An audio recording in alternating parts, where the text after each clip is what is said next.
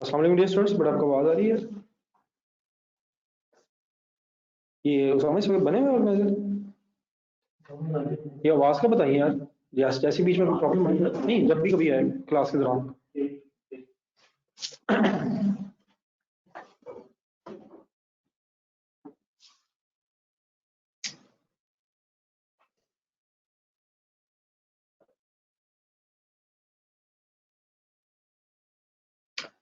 चलें डियर, कल जो हम डिस्कस कर रहे थे पीरियोडिक और परपेचुअल, इसको ज़रा समझने के लिए सही तरह एक क्वेश्चन नंबर 2 की तरफ आया था। मतलब जो कल बातें हो रही थी वो मैं अभी दोबारा रिवाइज करना चाहता हूँ, ताकि ज़रा जो असल बातें हैं वो दोबारा क्लियर हो जाए। ये बड़ा वीडियो मैंने दोबारा जानबूझ के ज़रा ऑफ रखी हुई है, ताकि वो जरा नेट का इशू ना आए यार। वो बार बार जब नेट का इशू आता है उससे सब ऐसी क्लास में डिस्टर्बेंस रहती है। तो जैसे ही मुझे महसूस होगा कि नेट में इशू नहीं है तो फिर मैं रिकॉर्डिंग भी ऑन कर लूँगा। जी हसन, टेस्ट इंशाल्लाह होगा बेटा। मैं आफ्टर द क्लास आपसे शेयर करूँगा। तो इस वक्त ड्यूरिंग द क्लास मेरा ख्याल है ऐसे ऑनलाइन में मोड में हम क्लास के दौरान क्या टेस्ट लेंगे तो वो आपसे शेयर करूंगा, फिर आपको नंबर वगैरह भेजूंगा, उसमें आप सेंड भी कीजिएगा अपना आंसर। ठीक है? मेरी आवाज़ ठीक है? मेरी आवाज़ वगैरह सबको ठीक है? काइंडली जरा एक दफ़ा दोबारा बता दें फाइनली। सब लोग प्लीज रिस्पॉन्स दे दिया करें, अपना अपना काइंडली बता दें ताकि मुझे आइडिया हो जाए कि इशू तो नहीं कोई। कह रहे हैं क्वेश्चन नंबर 2 मेरे साथ स्टार्ट करें। हमारा deals in a single product transactions for the month August 14। साथ साथ रहा करें, समटाइम्स आप क्वेश्चन ऐसा पूछते हैं जिससे महसूस हो जाता है कि आपने क्वेश्चन साथ साथ में रीड नहीं किया। तो सब लोग प्लीज फुल फोकस रखा करें। August 14 का एक डाटा में दिया हुआ है। पहले वो बैलेंस बता रहा है 1 अगस्त का, यूनिट्स बता रहा है, रेट बता रहा है, परचेजेस बता रहा है 12 अगस्त को 20,000 यूनिट्स और 775 लिख रहा है। एक चीज सोच के बताएं, परचेजेस की इंफॉर्मेशन है, 20,000 यूनिट्स है, तो ये जो 75 है क्या परचेज प्राइस होगी या सेल प्राइस? बताएं। एसपी परचेज प्राइस, पीपी है सेल प्राइस। तो शॉर्ट वर्ड यूज करना चाहे ये ठीक है? ठीक है, साकिब जाने दे यार। क्या चीजें आप परचेज प्राइस पे नहीं खरीदेंगे? देखिए आपने हमेशा अपने कॉन्टेक्स्ट में सोचना है। साकिब कंसंट्रेशन नहीं कर रहा, ठीक है, बाकी ठीक है बेटा, लेकिन सब लोग कंसंट्रेशन से बेटा बात नहीं कर रहा। हम जब चीजें खरीदेंगे तो जिस प्राइस पे खरीदेंगे वो हमारी परचेज प्राइस है। ऑब्वियसली जो बेच रहा होगा उसके लिए वो सेल प्राइस है, लेकिन हम उसके एंगल से थोड़ी बात करेंगे। अपने एंगल से अगर हम चीजें खरीद रहे हैं तो जिस प्राइस पे हम खरीद रहे हैं वो परचेज प्राइस है। Make it simple. ठीक है साकिब, क्लियर? अब इसी को अगर मैं आगे पढ़ूं तो नेक्स्ट लिखा हुआ सेल, 15 अगस्त को 30,000 यूनिट सेल हुए।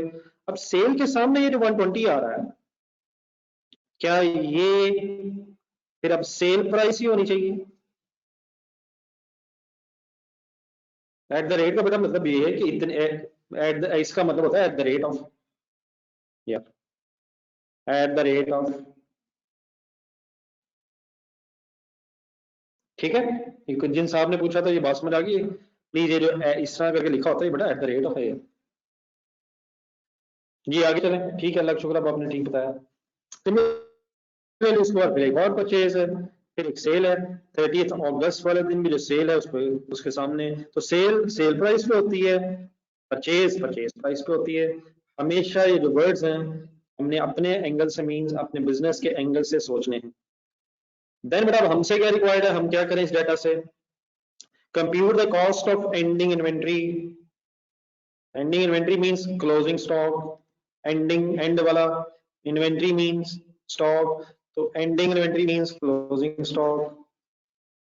यूजिंग क्या? वेटेड एवरेज मेथड, लेकिन अंडर द फॉलोइंग assumptions। क्या क्या?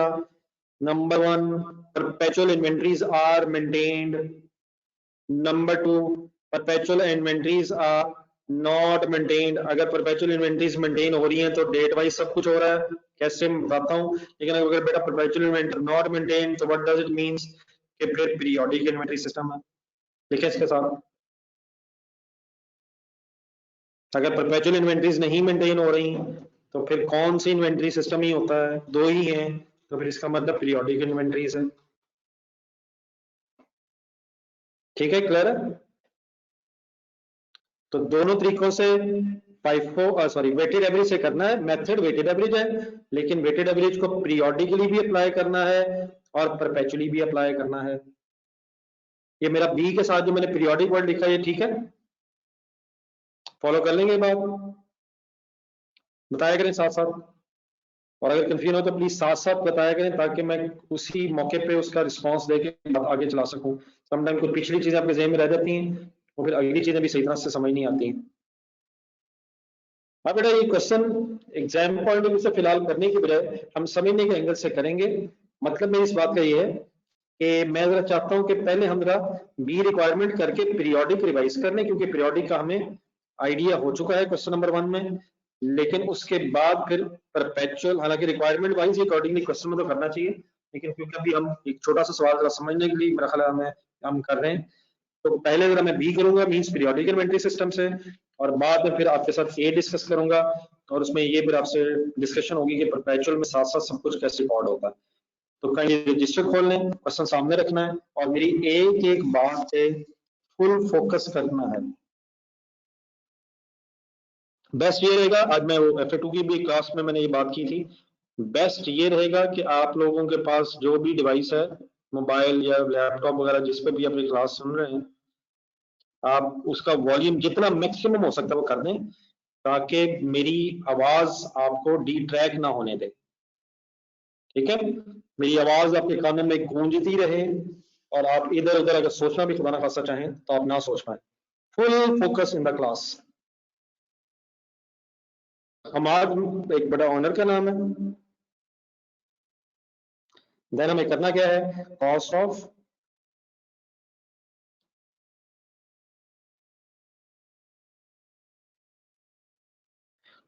ऑफ क्लोजिंग इन्वेंटरी में फाइंड आउट करनी है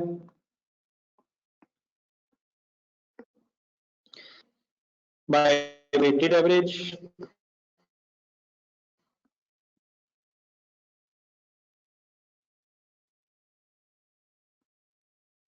लेकिन रिक्वायरमेंट ए क्या है, perpetual inventories are maintained, मैं लेकिन पहले B means periodic inventory system से डिस्कस करूंगा।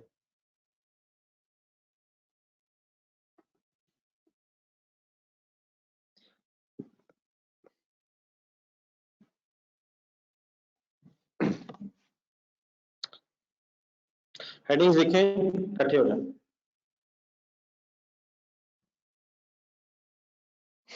ना कर यार, क्यों मैं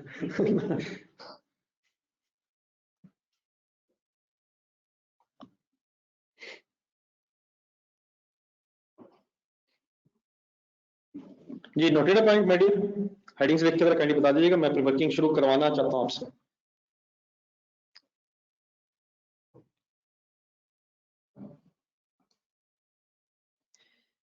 अगर बेटा पीरियोडिक इन्वेंटरी सिस्टम है ना, तो ये वही है जो हमें पहले से पता है। मैंने उस वक्त समझाते हुए आपको नाम इसलिए नहीं दिए थे कि मैं चाह रहा था कि छोटा सा कॉन्सेप्ट पहले आप समझ लें, बाद में नाम रख लेंगे हम।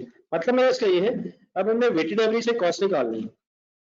पीरियोडिक इन्वेंटरी सिस्टम अगर है तो क्लोजिंग स्टॉक की कॉस्ट आप पीरियड एंड पे आप कैलकुलेट करेंगे, ताकि ओपनिंग में परचेजेस ऐड करके क्लोजिंग लेस करके आप कॉस्ट ऑफ सेल्स पे पहुंच जाए। हम एंड पे कर रहे हैं, तो तरीका बेटा सिंपली ये है कि आप वेटेड एवरेज अगर मेथड है तो आप एक रेट निकाल लेंगे पूरे पीरियड का by using the formula opening stock, amount लेंगे, याद कर लें आपको पता है बातें, प्लस परचेजेस अमाउंट भी लेंगे, परचेजेस जितनी हमारे पीरियड में नहीं होंगी अमाउंट ले लेंगे, और फिर उसको डिवाइड कर देंगे ओपनिंग स्टॉक की क्वांटिटी उठा के, और उसमें फिर परचेजेस की quantity, quantity means units, quantity लिख सकते हैं, यूनिट्स लिख लें, तो क्वांटिटी परचेजेस की ओपनिंग में ऐड करके उसको फिर उससे डिवाइड कर देंगे। Conceptually speaking periodic inventory system अगर है तो ये वर्किंग किस दिन हो रही है, पीरियड के एंड पे हम रेट कैलकुलेट करेंगे और आपको प्लीज पता है कि रेट को फिर हम क्लोजिंग स्टॉक के यूनिट से मल्टीप्लाई अगर कर देंगे तो हमारे पास क्लोजिंग स्टॉक की कॉस्ट आ जाएगी। और कॉस्ट मींस हमें बस कॉस्ट ही कैलकुलेट करनी है, एनआरवी की डिस्कशन यहाँ नहीं हो रही है, देयरफॉर हम उसकी वर्किंग नहीं करेंगे। But the question is saying कि आप कॉस्ट कैलकुलेट करें एंडिंग इन्वेंट्री की और वेटेड एवरेज से करें। अगर पीरियोडिक इन्वेंट्री सिस्टम है तो पीरियड एंड पे एक ही दफा ये रेट कैलकुलेट हो जाएगा और रेट क्लोजिंग स्टॉक के यूनिट से मल्टीप्लाई करके हमारे पास आंसर निकल आ जाएगा। फॉर्मूला लिखिए, काइंडली बता दीजिएगा अगर फॉर्मूला लिख लें रिवाइज करें चीजें ध्यान में।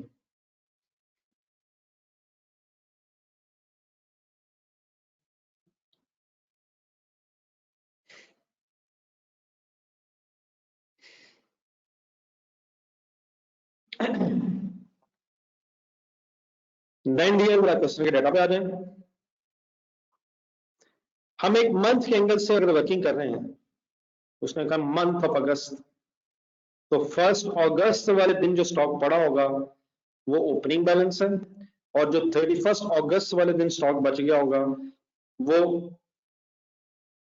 क्लोजिंग स्टॉक है ऑब्वियसली। ठीक है, तो अब बेटा हमारे पास एक बैलेंस अवेलेबल है, एक बैलेंस हमारे पास अवेलेबल है 1 अगस्त का। तो क्या मैं 40,000 इंटू 70 करके ओपनिंग अमाउंट फाइंड आउट कर लूं? समझ आ जाएगा सबको? 40,000 इंटू 70 28 लाख रुपीस, कैलकुलेटर पे सॉल्व कर लें।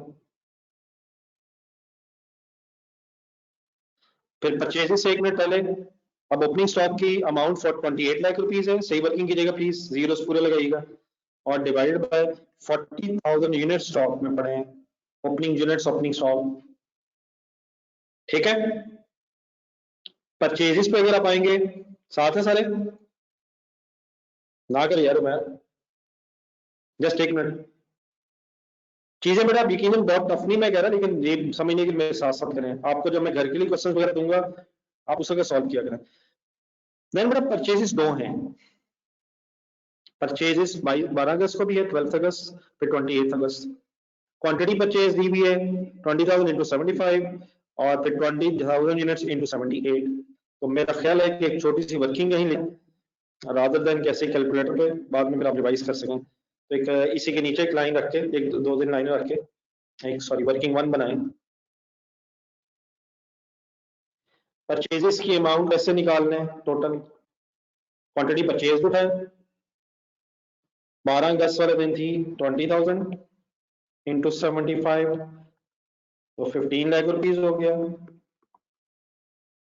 सिमिलरली 28 अगस्त वाले दिन फिर 20,000 क्वांटिटी परचेज है इंटू 78 रुपीज उस वक्त रेट था, तो 1560,000 हो जाएगा और दोनों को एड अप करके 3060,000।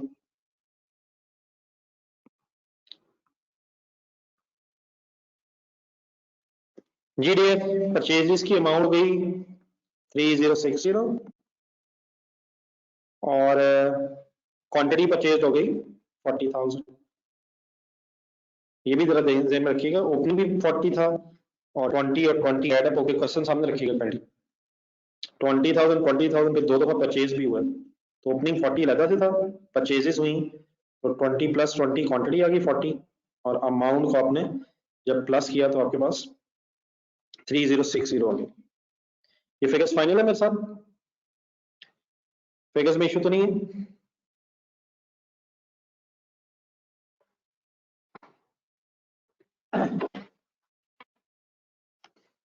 तो कम से कम यस नो में बेटा इसलिए बताते रहा करें ताकि मुझे आइडिया रहा करें कि आप साथ हैं। रेट निकालना, ठीक है, रेट निकालते चलो।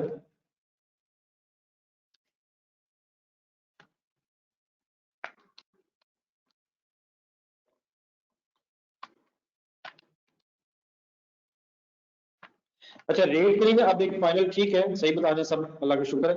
रेट की बेटा एक फाइनल रूल अब जेब में रखना, हमें बार बार आज और कल अगले दिनों में रेट्स की जरूरत पड़नी है। तो रेट के लिए अब रूल हमारा ये है कि अगर आंसर पॉइंट्स में आ भी रहा हो तो हम मैक्सिमम पॉइंट के बाद 2 डिजिट्स तक जाके राउंड ऑफ कर लेंगे। ठीक है, इस केस में हमें करने की जरूरत नहीं, वो ऑटोमेटिकली राउंड है। लेकिन अगर करना पड़ा तो पॉइंट्स के बाद 2 डिजिट्स तक जाएंगे, और अगर कभी आंसर अमाउंट का आंसर हमारे पास रेट अगर आया तो पॉइंट्स के बाद 2 डिजिट्स तक चले जाएं, और अगर अमाउंट को कैलकुलेट कर रहे होंगे तो फिर उसे रुपीज में मेरे साथ राउंड ऑफ करना है।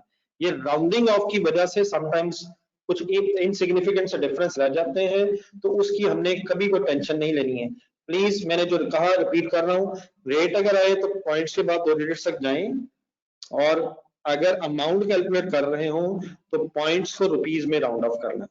ठीक है, what is the meaning of this sense, मैं स्टोरी मैं अभी फर्दर वर्किंग करके बताता हूँ। अब जब बेटा रेट आ जाएगा तो लास्टली फिर क्या करना है, बस क्लोजिंग स्टॉक की अमाउंट निकालनी है, बस क्लोजिंग स्टॉक के यूनिट्स को इस रेट से मल्टीप्लाई करना है। तो आए 1 मिनट अपने डाटा की तरफ, कैलकुलेटर रखने आपने, क्लोजिंग स्टॉक के यूनिट्स काउंट करवाना है आपने। कैसे? डेट वाइज अरेंजमेंट हुआ है, 40,000 इनिशियली थे, कैलकुलेटर पे प्लस माइनस करने अगर जरूरत पड़े, 20,000 और परचेज हुए तो ये 60,000 यूनिट्स हो जाएंगे। फिर 30,000 अगर सेल हुए तो लेस हो जाएगा 30। ठीक है, 30 लेस होने से क्या होगा, 30 रिमेनिंग रह जाएंगे, 40 प्लस 20 60 माइनस 30 रिमेनिंग रह गए। फिर 20 ऐड हुए 50 हो गए, फिर 20 सेल हुए, फाइनल बताएं कितने रिमेनिंग रह जाएंगे, आप लोग बताएं ना करो मैथ। 70 कैसे बेटा, रिमेनिंग रिमेनिंग रिमेनिंग सेल भी हो रहे हैं, 80,000 टोटल है ओपनिंग प्लस परचेज मिला के, और सेल भी 40,000 है, सॉरी सेल 50,000 है, 30 और 20 मिला के, तो 30,000 सबका ठीक है मैथ, आप सही करो, 70 नहीं है यार मैथ। तो सिंपली अब क्या करें, 30,000 30,000 माय डियर यूनिट्स हैं, और मल्टीप्लाइड बाय 73.25 पीस पर यूनिट जो हमने कैलकुलेट किया है, तो based on weighted average on the base of periodic inventory system हमारा आंसर आ जाएगा 2197,500। सॉल्व करें, सब सॉल्व किया करें।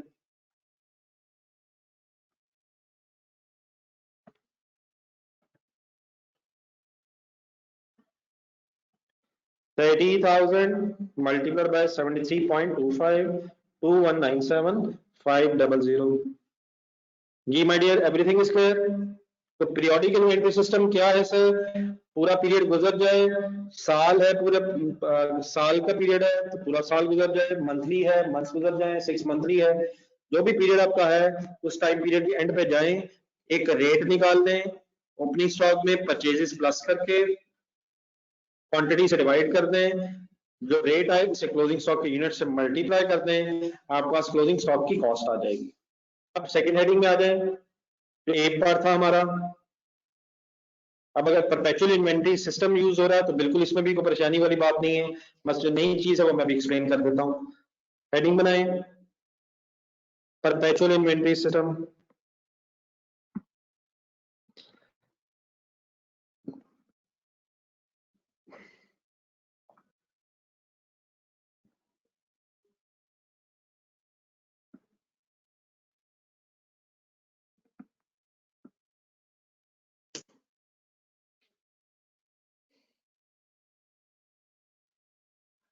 हम और माय डियर एनआरवी कैलकुलेट होती है, लेकिन वो सिर्फ हमसे कॉस्ट मांग रहा है, इसलिए कॉस्ट। जी डियर अब्दुल्ला, कॉस्ट मांगी है सवाल में, ना किया करें बेटा, please focus on the question. Cost मांग रहा है, कॉस्ट के लिए 5 वेटेड एवरेज मेथड्स हैं, हमने कॉस्ट निकालनी है by weighted average. What is the required the question, NRV required नहीं है, इसलिए मैंने एनआरवी की वर्किंग नहीं की है, वो कॉस्ट मांग रहा है। ठीक है mister Hamad and mister Abdullah, अगर बेटा वो मांग ही कॉस्ट रहा है तो डेफिनेटली फिर हम सिर्फ कॉस्ट निकालेंगे। एनआरवी कब निकालेंगे, कैसे निकालेंगे, वो चलो दोबारा डिस्कस करते हैं।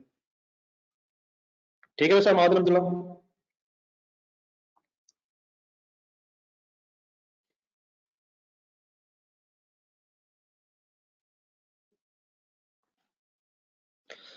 तो देन बेटा परपेचुअल इन्वेंटरी सिस्टम, और इसके साथ दोबारा लिखें, बाय यूजिंग, क्वेश्चन में रिक्वायर्ड है by using weighted average.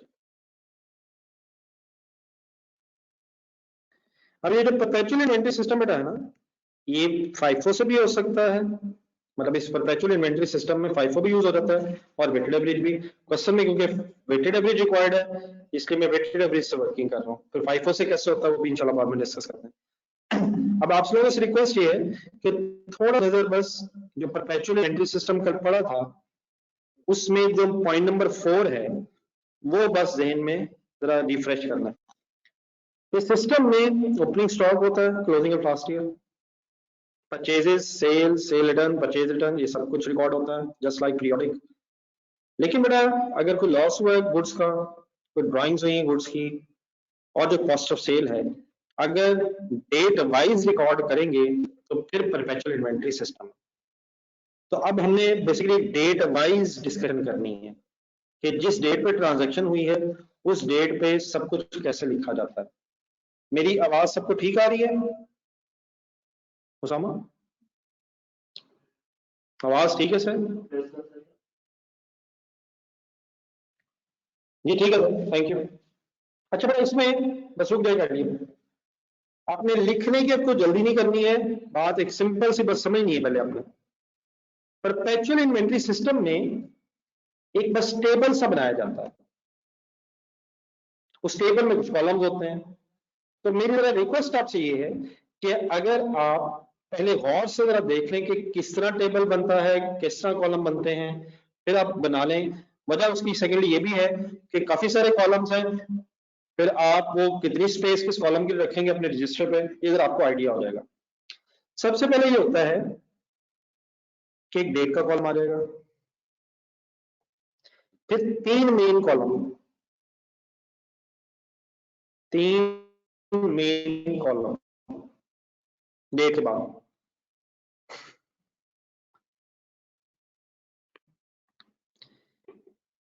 Units के एंगल से ऐसे बनना है, तो इसमें रसीट्स ऑफ यूनिट्स,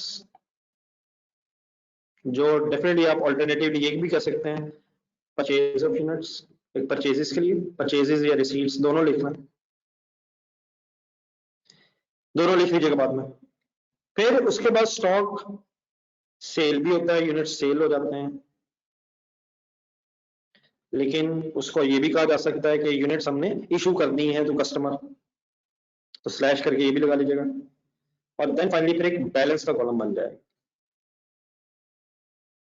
करना ये है कि हर मेन कॉलम में, ये जो 3 मेन कॉलम है, इन हर 3 मेन कॉलम्स में 3 सब कॉलम्स बनेंगे, 3 कॉलम्स और होंगे, पहला क्वांटिटी के लिए, फिर रेट के लिए और अमाउंट के लिए। आपने कोशिश करनी है कि क्वांटिटी और रेट के लिए कम स्पेस हो और कंपैरेटिवली अमाउंट्स के लिए जरा स्पेस ज्यादा हो जाए, ठीक है। सिमिलरली ये कॉलम सेल्स इश्यूएंस के कॉलम में भी बन जाएंगे इन्हीं नामों से, quantity, quantity rate and amount. और बैलेंस में भी कितनी क्वांटिटी पड़ी है गई, कितना रेट था, जिस जो यूनिट्स बने उसके रेट क्या था, और फाइनली फिर उसकी अमाउंट में आ रहा है। मुझे थोड़ा सा ये आइडिया दे दें, ये टेबल को फॉलो किए सबने?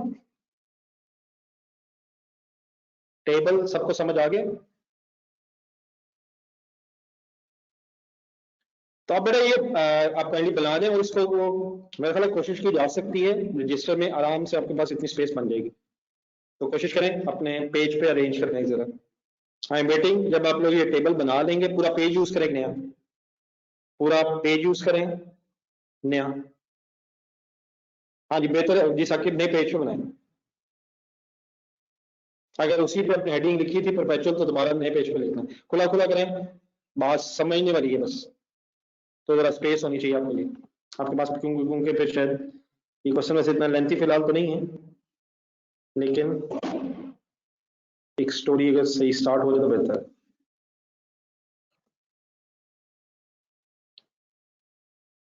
I am waiting from your side, जब आप लोग बना लेंगे तो कोई एन का मैसेज भेज दीजिएगा।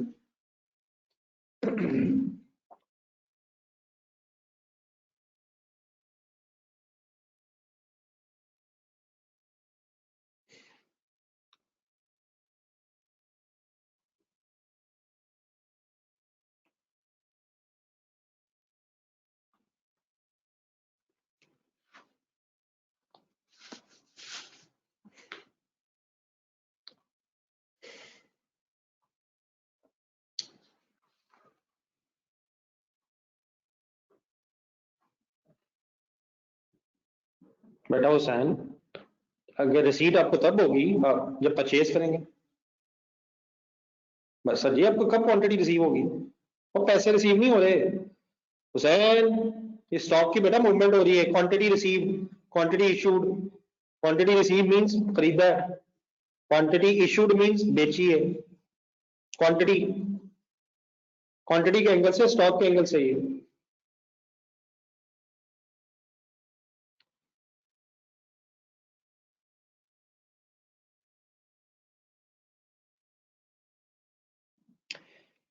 जी डियर, थोड़ा सा स्टार्ट ले लें मेरे साथ, फिर आप ही के लिए है, आराम से बनाते रहिएगा।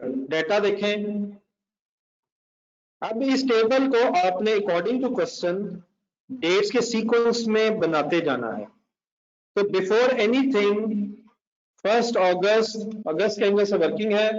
अगस्त के स्टार्ट पे, अगस्त के स्टार्ट पे हमारे पास 40,000 यूनिट्स पड़े हैं और 70,000 रुपीज, 70 रुपीज का पर यूनिट रेट है।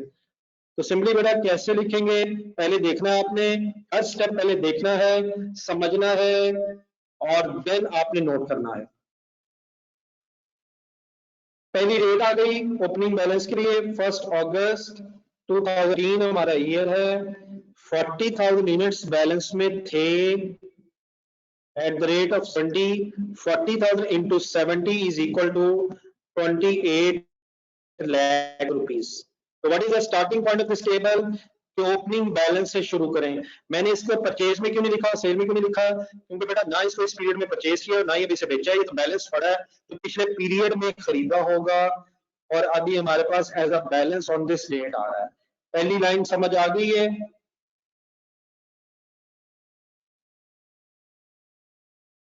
नोट भी कर लें, कोई कंफ्यूजन रहेगी तो बता दें। और जब आप बेटा नोट कर लेंगे तो जरा खुला खुला कर लीजिएगा, एक नेक्स्ट लाइन में एक लाइन लगा दीजिएगा ताकि जरा सेग्रीगेशन हो जाए, फिर हम नेक्स्ट डिस्कशन स्टार्ट करें।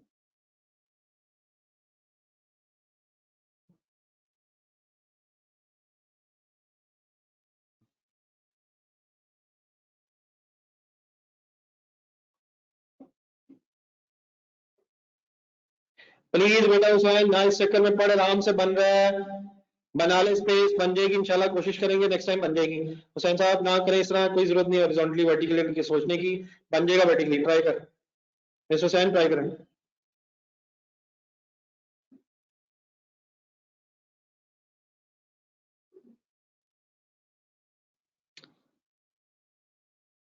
जी बेटा सबने लिख लिया? ये समझ, ये बच्चों से जरा अपने आईडीज वगैरह मेंशन करें, इनको जरा दोबारा फिर एक दफा भेज दो, आईडीज वगैरह कहाँ मेंशन करें। कल से, कल से जरा ने थोड़ा स्ट्रिक्टनेस दिखाओगा, एक मैसेज आज क्लास के बाद करें, उन्हें सारा गाइड कर देना कि कहाँ आईडी लिखना है, ठीक है? हम अपना सही नाम लिखें, आज साथ सही आईडी मेंशन करें। मैंने लग रहा है कि किसी ने अपने नाम के साथ कुछ लिखा हुआ, किसी ने कुछ लिखा हुआ, मे भी नाम भी लिखा हो लेकिन सही तरह आईडिया तो। डी माय डियर, रुक जाए, क्वेश्चन देखें दोबारा। देन बेटा फिर उसके बाद 1 अगस्त से लेके 12 अगस्त के दरमियान में कोई ट्रांजैक्शन नहीं हुई अकॉर्डिंग टू दिस डेटा। उसके फौरन बाद जो हमें इंफॉर्मेशन है फर्स्ट के बाद, वो फिर 12 की है।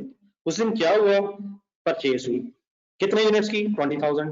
किस रेट पे? 75। हाउ टू राइट इट, देखें और से, डेट अब आ गई है 15 अगस्त 2014। Quantity purchase is now 20,000, rate of purchase is 75 and amount is there 15 lakh। Solve करो प्लीज, कैलकुलेटर पे यूज सॉल्व कीजिएगा। Then next very important thing, हमारे पास इस परचेज से पहले 40,000 यूनिट्स थे। अपना ही बिजनेस समझें, अपने बिजनेस का एक स्टोर रूम ज़हन में लाएं। 40,000 पड़े थे, जब बेटा 20,000 आप और खरीद लेंगे तब स्टॉक में 60,000 यूनिट्स होंगे। लेकिन 40,000 वाले यूनिट्स 70 रुपए के हिसाब से थे और ये 20,000 वाले यूनिट 75 रुपीज के हिसाब से आपने खरीदे हैं। मेथड अब है FIFO, सॉरी मेथड FIFO नहीं है, वेटेड एवरेज है। तो वेटेड एवरेज में क्या होता है, रेट निकलता है। लेकिन लेकिन अगर पीरियोडिक इन्वेंट्री सिस्टम है तो सारी परचेजेस को पीरियड एंड पे कंसिडर करके एक ही दफा रेट निकलता है। परपेचुअल इन्वेंट्री सिस्टम है तो रेट का फॉर्मूला वही है जो पहले आपको पता है, लेकिन वो रेट का फॉर्मूला अब एक ही दफा पीरियड एंड पे लगने की बजाय आफ्टर एवरी परचेज, और जब कभी परचेज रिटर्न आएगी आफ्टर एवरी परचेज और परचेज रिटर्न, फिर वो रेट का फॉर्मूला यूज होता है। बस सिर्फ ये इशू है, और इसको मैं रिपीट करूंगा, दोबारा गौर से आप सुनेंगे। हमने परचेज रिकॉर्ड कर ली है, क्वांटिटी हो गई है, सर जी जब आएगा तो कर लेंगे। वाहिदुल्लाह, व्हाट इज दिस एटीट्यूड यार, क्या वो नहीं आना यार? तो 60,000 अब यूनिट्स जो हैं इनमें से 40,000 70 वाले हैं और 20,000 जो हैं ये 75 वाले रेट के हिसाब से हैं। देयरफॉर यहाँ पे भाई एवरी रेट कैलकुलेट करेंगे। वो जो एवरी रेट हमने अभी थोड़ी पहले कैलकुलेट किया है, पिछले क्वेश्चंस में सोचा है, समझा है, वो था पीरियड एंड पे एक दफा कैलकुलेट होता है। यहाँ फार्मूला वही है, लेकिन अब वर्ड्स कैसे थोड़े से सोचने चेंज करके, कंसंट्रेशन से सुनिएगा my dear. What is the opening stock before this purchase? Opening stock amount 28 lakh rupees का पड़ा था, ठीक है। What is the amount of this purchase? अब सारी परचेज इकट्ठी लेने के बजाय परपेचुअल में अलग अलग परचेज की बेस में होगा, और डिवाइडेड बाय ओपनिंग क्वांटिटी क्या थी जो इससे पहले पड़ी हुई थी, और परचेज क्वांटिटी क्या है 20,000। सबसे पहले मुझे आंसर से गर्ज नहीं है, मुझे आंसर से कोई गर्ज नहीं है, आपको मैं बताऊंगा कि ये रेट कैसे अपने लोगों ने नोट करना है।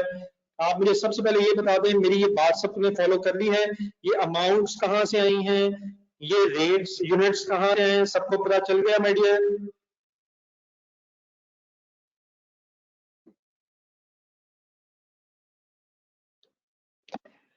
अब कहेंगे एक मिनट कैलकुलेटर पकड़े, कुछ नहीं लिखना अभी, कैलकुलेटर पकड़े, छोटी छोटी सारी कंफ्यूजन दूर करनी है। 28 लाख रुपीस कैलकुलेटर पे लिखें, प्लस 15,000 करें, जो अमाउंट आ जाए 15 लाख करें, 43 लाख डिवाइड बाय टोटल आ जाएगा 60,000 इज इक्वल टू एक रेट आ जाएगा। रेट अब पॉइंट्स में आ रहा है, सुने गौर से, अभी मैंने बात की थी, इसको राउंड ऑफ करें 71 दो डिजिट तक जाके 66 हो जाएगा, लेकिन बार बार 666 आ रहा है, तो 67 पर यूनिट रेट सबको पता चल गया कि मैंने राउंड ऑफ किया है। सबको राउंडिंग ऑफ का आइडिया है, राउंडिंग ऑफ समझ आ गई है। अब रेट बेटा आ गया, रेट मेरा आ गया 71.61। कंसंट्रेट फुल कीजिएगा, राउंडिंग ऑफ के इश्यूज की वजह से समटाइम डिफरेंस आ जाता है, लेकिन उसे इग्नोर कैसे करना है। अब बेटा हमारे कैलकुलेटर पे जो रेट लिखा हुआ है 71.666667 बाद राउंड ऑफ हुआ है, हमने राउंडिंग इनटू डिजिट्स पे करना है। अगर आप 60,000 रुपीज लिखें मल्टीप्लाइड बाय 71.67 लिखें तो इज इक्वल टू आंसर आपका आ जाएगा अप्रोक्सीमेटली 43,200। मेरी बात सबको समझ आ गई है? इसी का आंसर 43,200। अगर नहीं आ रहा तो मुझे बता दें और जरूर बताएं, I am waiting.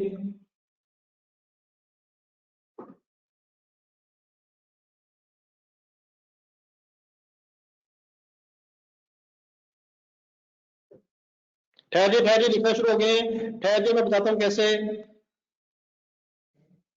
My dear एक छोटा सा इशू सुने, रुक जाए, सब रुक जाए, सब रुक जाए, सब रुक जाए, सब रुक जाए, मेरी बात तसल्ली से आराम से सुने। अगर बेटा कैलकुलेटर पे आप लिखेंगे 28 लाख, दोबारा लिखें, ठहर जाए साहब, 28 लाख रुपीज दोबारा लिखें, प्लस 15 लाख रुपीज लिखें, divide by 43 lakh divide by 60,000 अगर आप करें तो आपके कैलकुलेटर पे जो पूरा रेट आ रहा है, अगर उसको मैं यूज करूं 70.1.66666 वगैरह जो आ रहा है कैलकुलेटर पे, उसको बेटा अगर as it is multiplied by 60 per units करूंगा तो आपके पास आंसर आएगा पूरा 43 लाख। ये इश्यूज जो हैं, ये इश्यूज जो इनको प्लीज रिजॉल्व करना है, मेरे साथ साथ रहना है। यस सर, कोई करने की जरूरत नहीं है। अगर आप रेट को राउंड ऑफ कर रहे हैं, 66 को 67 कर रहे हैं, और 6-7 की बेस पे वर्किंग करेंगे तो 200 रुपीज राउंड ऑफ करने की वजह से ओवर एक्स्ट्रा नजर आ रहे हैं। और अगर आप पूरा रेट ले लेंगे तो 43 लाख पूरा आ रहा है, 28 लाख रुपीज जमा करके 43 लाख ही बनता है। लेकिन ये तो 200 एक्स्ट्रा हो गई, ये राउंडिंग ऑफ की वजह से डिफरेंस है। ऑब्वियसली बड़ा जब आप बड़े हो जाएंगे रियल लाइफ में, जब आप वर्किंग्स कर रहे होंगे तो एक एक पैसे का हिसाब आपने रखना है, लोगों का एक एक रुपया भी आपने सही हिसाब किताब में लेके आना है। बल्कि शायद पैसों में भी कोई मसला नहीं होना चाहिए, क्योंकि हम अकाउंटेंट्स बाद में कहाँ जाके अल्लाह के सामने जवाब देंगे कि कहाँ गए पैसे। बेहतर है इंशाल्लाह हम एक एक पाई का सही हिसाब रखें। लेकिन एग्जाम पॉइंट ऑफ व्यू से इनसिग्निफिकेंट सा डिफरेंस है। अगर आपके पास 43 लाख रुपए पड़े हो तो 200 जस्ट राउंडिंग ऑफ की वजह से डिफरेंस आ रहा है। एग्जाम पॉइंट ऑफ व्यू से ये डिफरेंस इग्नोर करना है। मसलन मैं 43 लाख लिखूं या 43 लाख 200 लिखूं, एग्जाम पॉइंट ऑफ व्यू से ये 200 रुपीज इनसिग्निफिकेंट डिस्कशन है। इस पे एग्जाम पॉइंट ऑफ व्यू से टाइम वेस्ट नहीं करना है। कोई अगर 43 लाख लिखा है वो भी ठीक है, कोई अगर 43 लाख 200 लिखा है राउंड ऑफ करके रेट मल्टीप्लाई करके वो भी बेटा एक्सेप्टेबल है। तो इस चीज को कभी भी rounding off exam point of view से क्लास में डिस्कशन करते हुए प्रॉब्लम नहीं बनाना है। हाँ, रियल लाइफ में जब आप वर्किंग कर रहे होंगे तो वहां कभी भी लोगों के पैसे राउंड ऑफ करके हर चीज अपनी जेब की तरफ शिफ्ट नहीं करने, चाहे वो 10 रुपए हो, 100 रुपए हो या 200 रुपए, 2 लाख रुपए। जी डियर, मेरी आवाज ठीक है? आप ठीक है? जी डियर, आपकी आवाज ठीक है?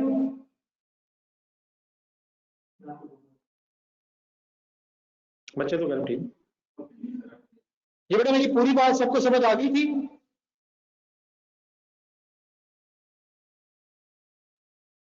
मेरी पूरी बात समझ आ गई है? आप लोग इस तरह करें, आप लोग इस तरह करें, ये जो मैंने रेट की वर्किंग की है ना, थैंक यू, थैंक्स अलॉट। ये जो मैंने रेट की वर्किंग की है, आपके पास बेटा यकीनन पेज के साइड पे तो जगह नहीं है। आप क्या करें, इस टेबल के लिए हाफ से ज्यादा पेज छोड़ दें, हाफ से थोड़ा सा ज्यादा छोड़ दीजिएगा। अभी 3-4 ट्रांजेक्शन और हैं, तो हाफ से ज्यादा पेज छोड़ दें और नीचे से वर्किंग 1 के तौर पे, W1 के तौर पे अपने टेबल के नीचे लिख लें। तो टेबल के नीचे वर्किंग लिखें, प्लीज लिखें, और उसके बाद फिर अपना इस टेबल को ये कंप्लीट करें। तो आज यहां तक इकट्ठे हो जाए प्लीज, आई एम वेटिंग।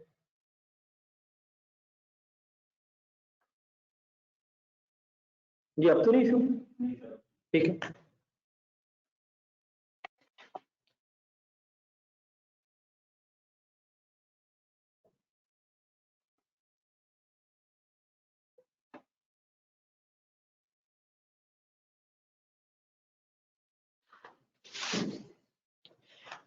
तो कभी भी अगर हम रेट राउंड ऑफ करेंगे तो बेटा इनसिग्निफिकेंट रुपीस का डिफरेंस आ जाएगा, और उसको प्लीज इग्नोर करना है, उस पर कोई बहस नहीं करनी। आज मैं एक्सप्लेन कर दूंगा फर्दर, लेकिन एग्जाम पॉइंट ऑफ व्यू से इस पर कभी टाइम वेस्ट नहीं करना। राउंडिंग ऑफ की वजह से, राउंडिंग ऑफ की वजह से जो इश्यूज है इसको इग्नोर करके आगे बढ़ना है। और ये मैं राउंडिंग ऑफ की बात करके कह रहा हूँ इनसिग्निफिकेंट है, ये बिजनेसेस के एंगल से इनसिग्निफिकेंट है। 43 लाख रुपीस अगर स्टॉक पड़ा है, 200 रुपीज इनसिग्निफिकेंट है। इनसिग्निफिकेंस या सिग्निफिकेंट का डिसीजन कभी भी हमने अपने एंगल से नहीं, अपने एंगल से कुछ सोचे तो शायद 200 रुपीज का डिफरेंस आ जाए और 200 रुपए कम हो जाए तो शायद हमारी तो नींदें उड़ जाए, लेकिन हमने बिजनेसेस के एंगल से सोचना है।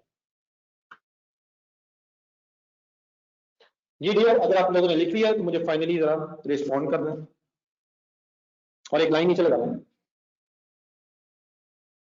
अगर कोई लिख रहा है तो डब्ल्यू लिख दिया करें मुझे, ताकि आइडिया हो जाए।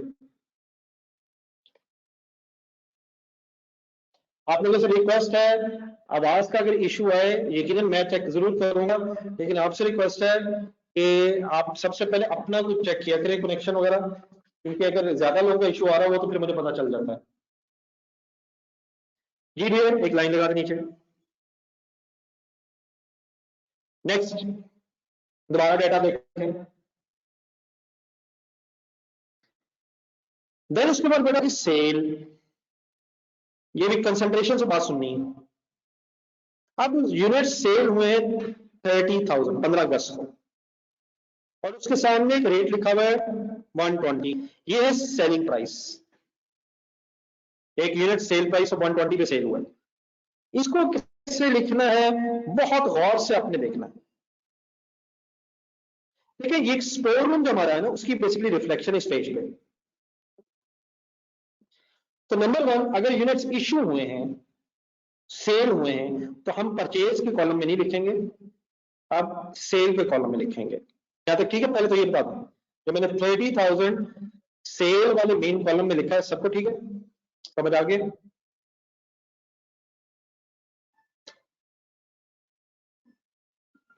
जब भी कभी आपको महसूस हो कि मैं ज्यादा डेप्थ में बात कर रहा हूं, तो उसका मकसद बेटा सिर्फ ये होता है कि आप मेरी बात को एक्स्ट्रा केयर से सुनो। 30,000 अब नंबर ऑफ यूनिट सोल्ड हैं, इसलिए मैंने सेल वाले कॉलम में लिखे। देन बेटा उसके बाद अगर मैं इसे 120 से मल्टीप्लाई करूंगा, तो ये तो सेल आ जाएगी।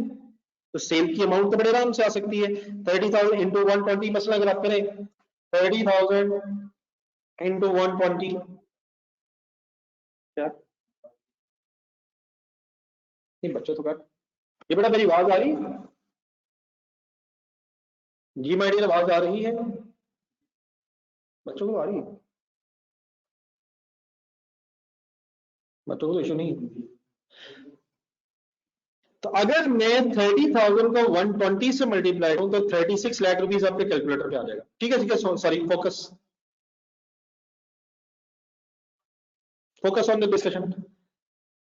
30,000 को अगर मैं 120 से मल्टीप्लाई करूं, तो 36 लाख सेल तो आ जाएगी। लेकिन बेटा ये जो टेबल बना रहे हैं हम, इस टेबल को इस डिटेल में बनाने का मकसद यहां सेल लिखना नहीं है। सेल लिखनी होती तो वो तो हम बगैर टेबल के भी कैलकुलेट कर लेते हैं, टेबल की जरूरत नहीं थी। इस टेबल को बनाने का मकसद खास तौर पे ये पॉइंट नंबर 4 है कि जिस दिन सेल हो रही है, उस दिन इन यूनिट्स की कॉस्ट ऑफ सेल पता चले कि ये जो यूनिट्स थे जो बिके हैं, उनकी सेल तो 120 रुपीज के हिसाब से है, इनकी कॉस्ट क्या थी ये भी पता चले उसी दिन, मीन्स 15 अगस्त। क्यों? ताकि आपको उसी दिन पता चल सके कि आपने एक यूनिट पे कितना ग्रॉस प्रॉफिट कमाया। पीरियोडिक में ग्रॉस प्रॉफिट कैलकुलेट होता है एंड ऑफ द पीरियड, लेकिन परपेचुअल में हमारी ख्वाहिश ये होती है कि date wise cost of sale भी पता चले, जिस दिन सेल हुई है, ताकि उसी दिन ग्रॉस प्रॉफिट के डिसीजंस भी हो सकें। और ये ज्यादा बेहतर होता है कि आपको डेट वाइज अगर पता चले। सिमिलरली अगर कोई लॉस होगा या ड्राइंग्स होगी, वो भी डेट वाइज होना चाहिए। मतलब में इस बात पे ये है कि हम इस टेबल के इस कॉलम में, अमाउंट के कॉलम में सेल्स की अमाउंट नहीं लिखेंगे, हम यहाँ पे कॉस्ट ऑफ सेल्स की अमाउंट कैलकुलेट करना चाहते हैं, देयरफॉर ये टेबल बना रहे हैं। मतलब मेरा एक सेकंड बात पूरी होने दे। मतलब ये देखिए 30,000 बिके, हमारे पास इस 30,000 से पहले पड़े थे 60,000, उसी में से बिके होंगे। अब 60,000 की कॉस्ट पर यूनिट 71.67 है, तो मैंने कौन सा रेट मल्टीप्लाई किया? कॉस्ट वाला। देयरफॉर मेरे पास जो आंसर आएगा वो सेल नहीं आएगी और कॉस्ट ऑफ सेल आएगी। तो मैं यहाँ सेल निकालने में इंटरेस्टेड भी नहीं हूं, मैं यहाँ कॉस्ट ऑफ सेल निकालने में इंटरेस्टेड हूं। इसलिए please what is the way, number of units sold लिखें, बैलेंस का कॉलम देके वहां से रेट उठाएं, जिस रेट में यूनिट्स पड़े थे उन्हीं में से बेच सकते हैं, और फिर मल्टीप्लाई करके अमाउंट कैलकुलेट करें। हमारे इस केस में अप्रॉक्सीमेटली आ जाएगी 2150,100। बात मेरी पूरी होने दें। Therefore, अगर 30 बिक गए हैं,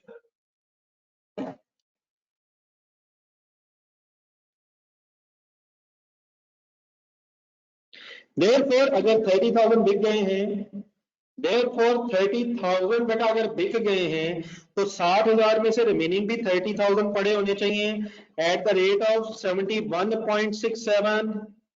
उसी में से आधे बिक गए, आधे पड़े हैं, तो देयरफॉर क्लोजिंग स्टॉक के जो यूनिट्स पड़े हैं उनकी भी वैल्यू सॉल्व करके अगर आप देखेंगे तो यही आ जाएगी। सबसे पहले ये मुझे बता दें कि मैं अपनी एक दफा बात रिपीट कर देता हूँ, शायद बीच में आवाज की डिस्टॉर्शन हुई थी कि 60,000 में से अगर 30,000 बिके हैं, सेल रेट नहीं यहाँ लेना। हमारा इस टेबल का बनाने का मकसद तो सेल्स निकालना नहीं है, वो तो टेबल के बगैर भी हो सकता था। इस टेबल का ऑब्जेक्टिव ये है कि इन यूनिट्स की कॉस्ट ऑफ सेल भी इसी डेट पे पता चले और डेट वाइज ग्रॉस प्रॉफिट के डिसीजंस हो सके। देयरफॉर 30,000 यूनिट सोल्ड से मैंने बैलेंस वाला रेट मल्टीप्लाई करके कॉस्ट ऑफ सेल्स निकाली। अमाउंट के साथ आप आपने लिख लेना एक दफा, ये कॉस्ट ऑफ सेल्स कैलकुलेट हो रही है, और बाद में क्वांटिटी के कॉलम में रिमेनिंग 30 रह जाएंगे और उसी रेट पे बाकी भी उसी कॉस्ट पे आ जाएंगे। सेल प्राइस से हम अलग वर्किंग कर लेंगे, तो टेबल का पार्ट नहीं है, और हम ग्रॉस प्रॉफिट अगर निकालना चाहेंगे तो वो अलग वर्किंग पॉसिबल है। इस टेबल को बनाने का ऑब्जेक्टिव ये है कि हम इस टेबल में सेल्स के कॉलम में कॉस्ट ऑफ सेल को जरा डेट वाइज कैलकुलेट कर लें। माय डियर मोहम्मद सलमान, ऐसे ना किया कर यार, अल्लाह का शुक्र है मेरी फिगर्स ठीक है। जी माय डियर, नोट कीजिएगा, और अगर अभी भी कोई कंफ्यूजन रह गई है तो जरूर पूछ लें। ठीक है सलमान, नोट भी कर लें, कोई क्वेश्चन रह गया है ज़हन में तो बता दें।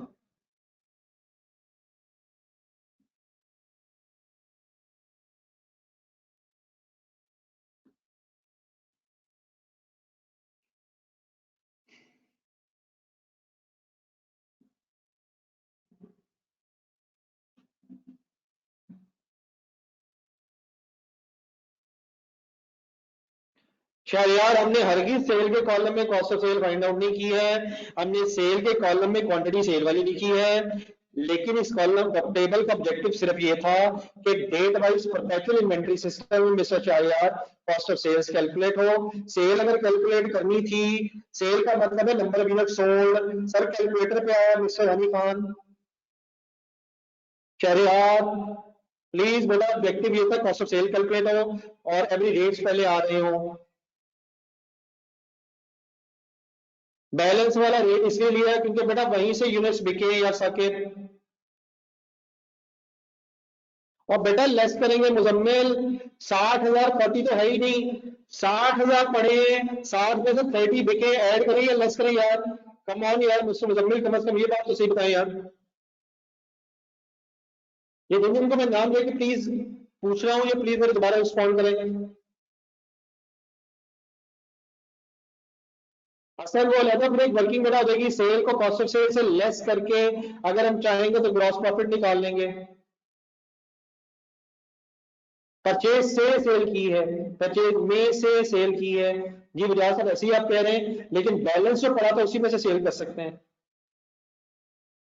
जी शराज साहब, पहले सेल के कॉलम में फाइनल कर लेंगे और जो बैलेंस का यूनिट है वो बता देंगे। बेटा सेल वाले कॉलम को हम इनकम स्टेटमेंट बनाते हुए यूज करेंगे और उसकी बेस पे सेल निकाल के फिर कॉस्ट ऑफ सेल में से लेस करके इंशाल्लाह ग्रॉस प्रॉफिट निकाल लेंगे। ठीक है बेटा, प्लीज जिन जिन के सवाल होते जा रहे हैं मुझे रिस्पॉन्स चाहिए ताकि मुझे आइडिया होता रहे कि आपको समझ आ गई बात कि नहीं।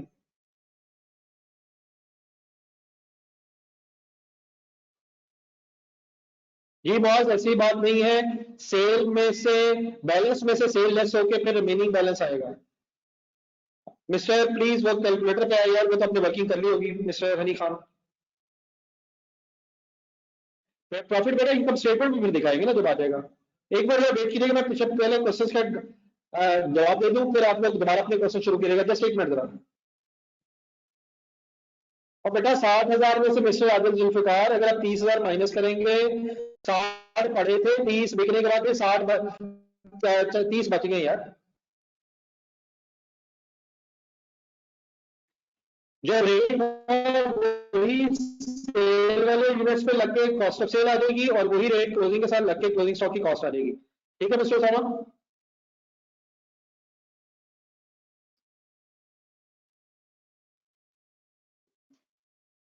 ये बेटा प्रॉफिट जो है ना वो फिर हम इनकम स्टेटमेंट बेटा बनाएंगे ना, प्रॉफिट कैलकुलेट करने के लिए फिर इनकम स्टेटमेंट बनेगी ना। ये टेबल इसलिए था कि जरा date wise cost of sales और क्लोजिंग स्टॉक का पता चल जाए। बाकी अभी इंफॉर्मेशन हमारे सामने आ गई है, तो आप लोग टेंशन फ्री रहें। इंशाल्लाह इनकम स्टेटमेंट जब बनाएंगे तो इनकम स्टेटमेंट में प्रॉफिट फिर आ जाएगा सेल लिख के। ठीक है बेटा?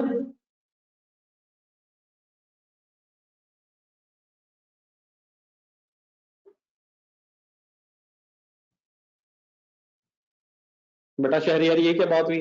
क्या डेट्स का कभी भी सीक्वेंस हम अपनी मर्जी से ऊपर नीचे कर सकते हैं? क्या ये कभी हो सकता है कि कैलकुलेटर हमारे कैलेंडर पे डेट लिखी हो 15, 15, 16, 17 और पहले हम कहीं कैलेंडर पे अपने कार्ड के पहले 17 लिख लें, फिर 16 करना, फिर 15 करना?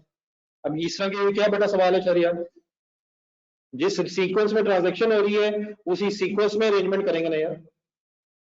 क्या हमें ये काम अपने कैलेंडर पे कर सकते हैं? होपफुली नहीं, और फिर इस टेबल में भी नहीं कर सकते। जी माय डियर, कोई और क्वेश्चन अब किसी का हो? जी जुबैर साहब, सेल रेट का मैंने बताया बेटा, वो इनकम स्टेटमेंट बनाते हुए यूज होगा, क्योंकि सेल रेट से अगर आप मल्टीप्लाई करेंगे तो जुबैर साहब सेल आ जाएगी, और इस टेबल में ऑब्जेक्टिव ये है कि हमें पता चले कि जो यूनिट्स बेचे उनकी कॉस्ट क्या है। ठीक है जुबैर साहब?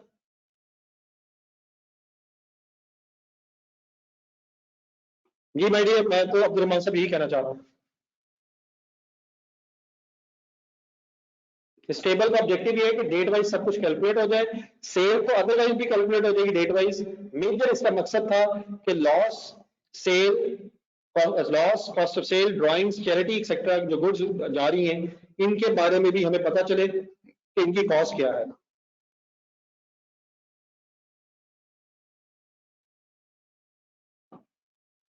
जी any other question? Please participate, अगर इशू है तो फाइनल करें यहाँ। इससे ये छोटी सी चीज है, इसको इसमें फर्दर हमें दोबारा बाद में टाइम वेस्ट नहीं करना चाहिए। बेटा जब वो उसामा आएंगी तो कर लेंगे ना यार। बेटा जो नहीं अभी चीज आई तो क्या करेंगे? This is not the right attitude my dear. जो हो गया पहले ये फाइनल करें, जब वो आएगा तो इंशाल्लाह वो भी डिस्कस कर लेंगे। प्लीज साथ साथ रहें, ना आगे ना पीछे। आगे हरगिज ना रहें, पीछे भी हरगिज ना रहें, साथ साथ रहें। यकीनन जो नई चीजें हैं वो खुद मैं इनकॉर्पोरेट करूंगा बीच में। Any other confusion?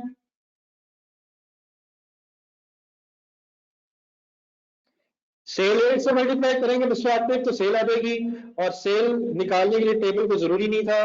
The only objective of this table with respect to sale is कि यहाँ कॉस्ट ऑफ सेल आ जाए, फिर जब इनकम स्टेटमेंट बनाएंगे तो सेल में से कॉस्ट ऑफ सेल लेस करके हम इनकम स्टेटमेंट में ग्रॉस प्रॉफिट्स डिटरमिन कर सकते हैं। Any other confusion?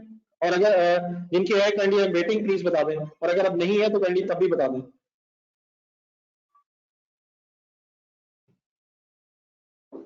जिन लोगों का क्वेश्चन बेटा रह गया है प्लीज दोबारा पूछ लें, और अगर क्लियर है तो बता मुझे। This is not the right attitude, वो जब होगा वक्त तो देखी जाएगी।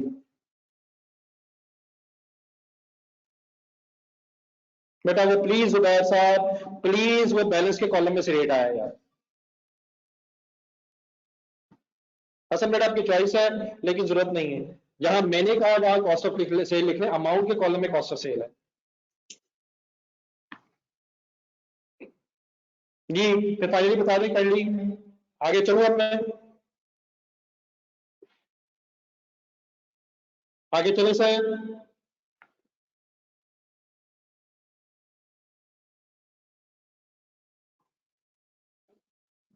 चले वापस क्वेश्चन पे आ जाए। Thank you.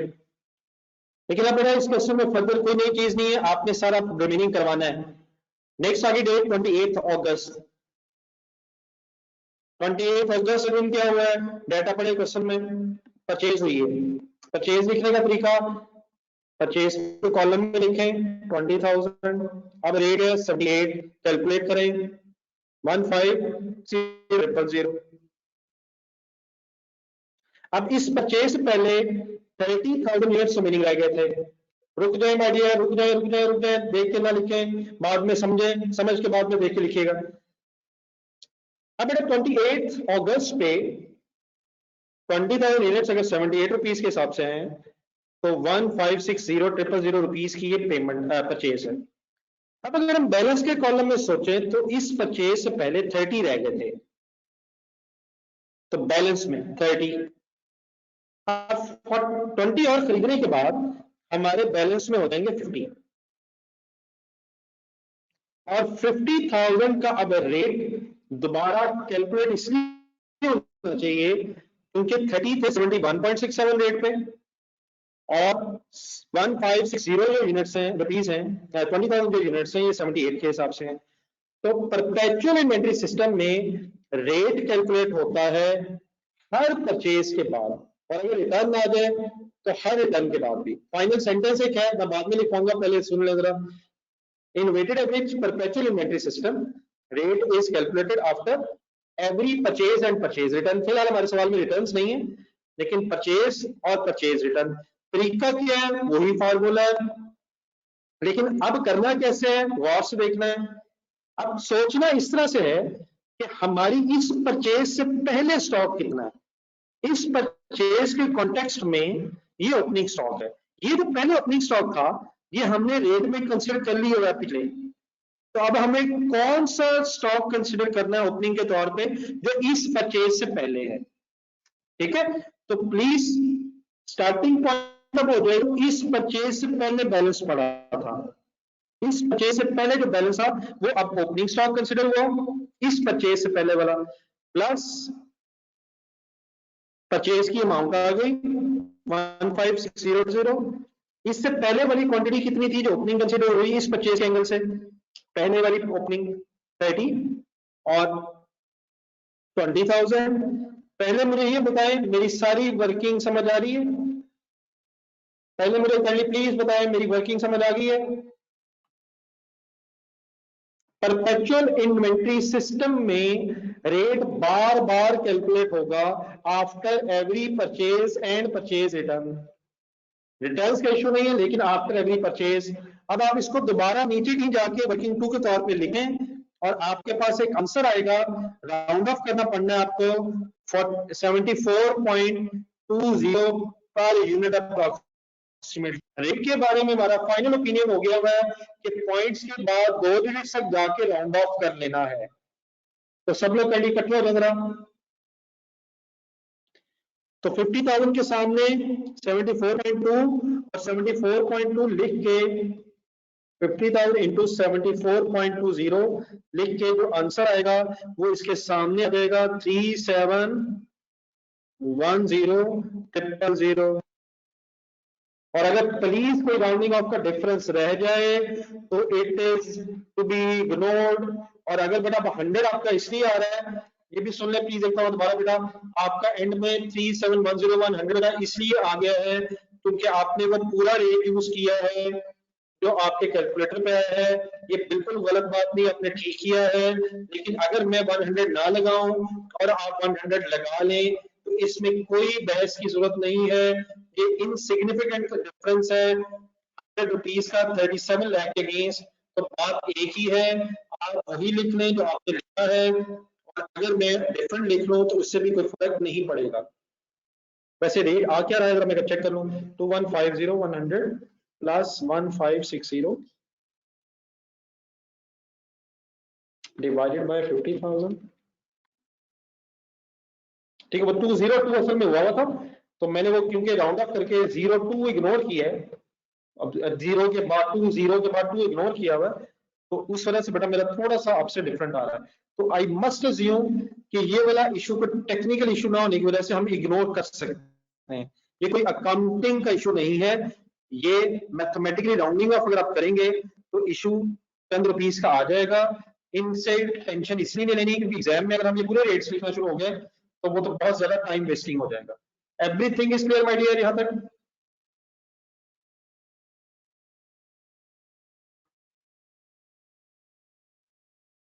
स्टिल कोई कंफ्यूजन रहेगी हो तो बताएं।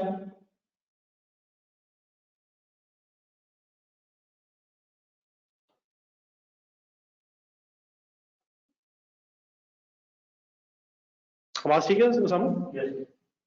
जी मैं डियर एक लास्ट स्टेप अब आपने पहले करवाना है ताकि बात यहाँ वाइंड अप हो सके।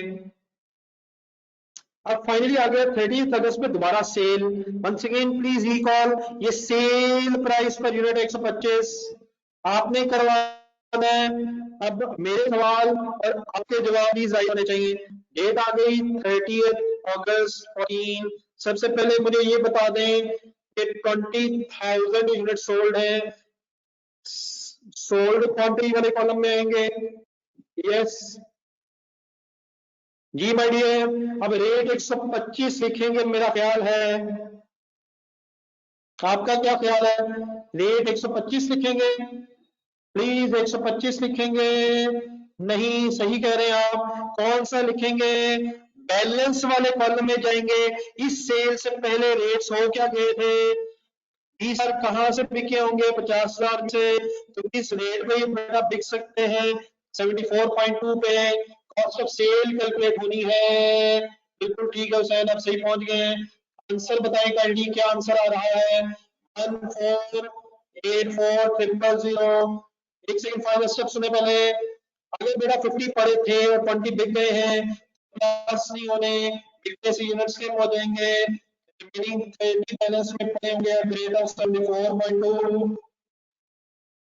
50,000 वाले जो यूनिट थे उनमें से 74.2 वाले बिक गए, कॉस्ट ऑफ सेल आ गई। तो 74.2 वाले बाद से गए, उसकी अमाउंट आ गई। कितना बैलेंस में आ जाएगा? आई थिंक फाइनल अगर फिगर बता सके मुझे कोई। 30,000 इंटू 74.2 222 6,000। सही पूरे करें figures. Thank you, thanks a lot. Finally any confusion?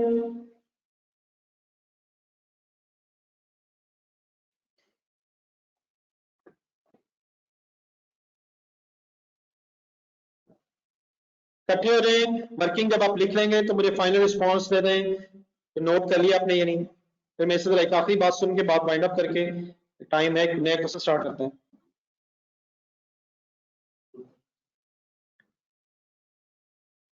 साहब please cost of sale calculate होनी है। सेल के यूनिट्स की कॉस्ट ऑफ सेल कैलकुलेट होनी है, तो सोल्ड क्वांटिटी को कॉस्ट ऑफ सेल के रेट से मल्टीप्लाई करना पड़ेगा my dear.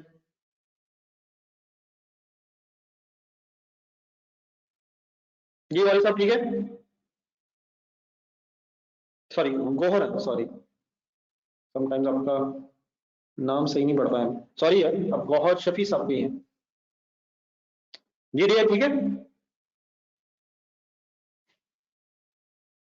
Then my dear, अगर आप लोगों ने लिख लिया है तो एक आखिरी बात जरा सुने, एक कंपैरिजन कीजिएगा।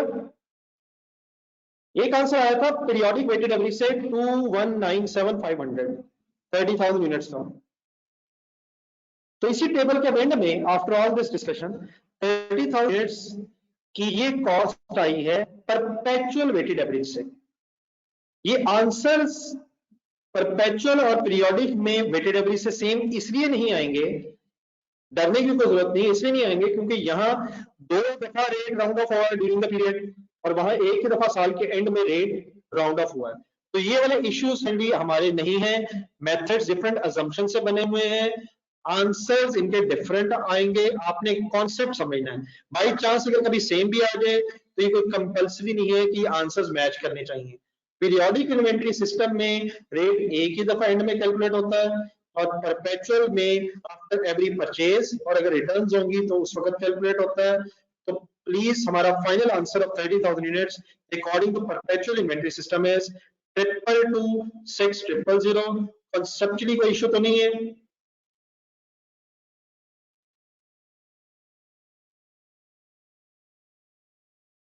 एक जरा फाइनल काम कीजिएगा, एक माय डियर फाइनल जरा काम कीजिएगा। परचेजेस वाले रिसीट्स वाले कॉलम में जो अमाउंट्स का कॉलम था, यहां से एक टोटल परचेज की अमाउंट, और ये सेल रेशियोज के कॉलम था अमाउंट वाला, इसमें से कॉस्ट ऑफ सेल्स की जरा टोटल एक अमाउंट कैलकुलेट कर लो, इसकी जरा टोटल अमाउंट्स पता चल जाए।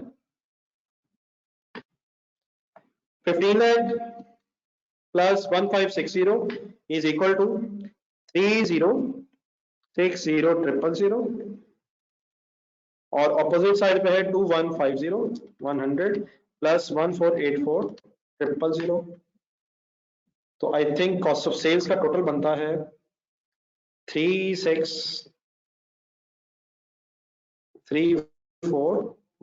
क्योंकि यहां हमने 7 कॉलम्स बना लिए हैं, तो हम फाइनली डेट वाइज के साथ साथ पीरियड एंड पे 3634 आई थिंक है, 2150 100 प्लस 1484 000 3634 100, ठीक है यार। ये हारिस कैंडी जरा दोबारा चेक करना, मेरा ख्याल है कहीं आप टोटल में गलती कर रहे हैं। जी भारत में से मैच है सर, अमाउंट चाहे ना लिखें, अमाउंट टाइप करते आपको टाइम लगेगा। मुझे सिर्फ ये बता दें, बात क्लियर।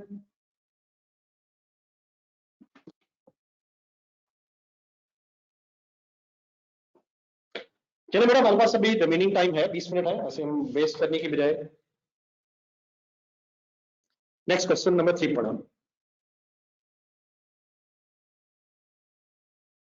अब ये क्वेश्चन आपके पेज नंबर, वैसे तो उसी के सीक्वेंस में 42 से 43 तक जाएगा, तो पहले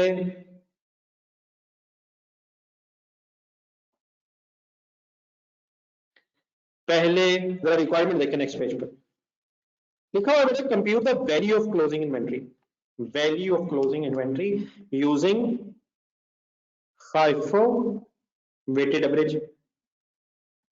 तो दोनों तरीकों से इंशाल्लाह समझेंगे, पहले वेटेड एवरेज ही कर लेते हैं, फिर इंशाल्लाह FIFO से करेंगे। अब आए फर्स्ट लाइन से पढ़ें। Quality products deals in various goods, following information pertains to means relates to one of its products for the month of January 16। तो January 16 के एंगल से डाटा फुल कंसंट्रेशन दोबारा 6 जनवरी परचेज हुई, लास्ट कॉलम के ऊपर लिखा हुआ purchase price slash sale price. जहां परचेज होगी वहां परचेज प्राइस होनी चाहिए, और जहां सेल होगी वहां सेल प्राइस होनी चाहिए। 10 जून को फिर सेल हुई 18,000 quantity at the rate of 210। अब तो वो नेगेटिव शायद इस वजह से कर रहा है, लेस साइन इसलिए लगा रहा है क्योंकि शायद सेल करने से यूनिट्स कम हो जाएंगे। फिर परचेज में पॉजिटिव रख रहा है, परचेज रिटर्न अगर होगी तो नंबर ऑफ यूनिट्स कम होंगे। अब परचेज रिटर्न भी यहाँ है, माइनस साइन है। फिर सेल है, फिर ड्राइंग्स है, ड्राइंग्स 2000 यूनिट्स हुई हैं 28 जनवरी। अब इसके सामने बेटा अमाउंट लिखी तो नहीं हुई, हम डिटरमिन चला करते हैं। आपसे ये रिक्वेस्ट है, आप बता सकते हैं ड्राइंग्स एट कॉस्ट रिकॉर्ड होंगी या एट सेल प्राइस?